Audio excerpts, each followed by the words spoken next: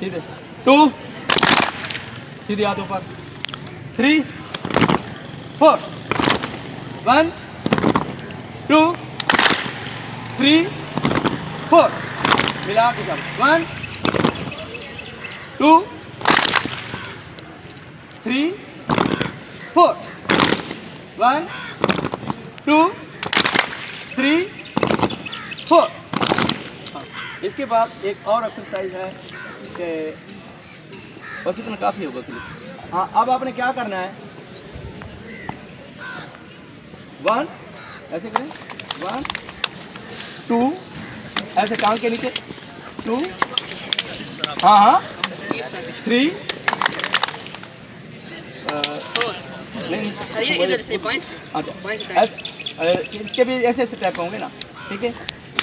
1, 2, 3, 4, फिर वापस 4, फिर वापस आना है।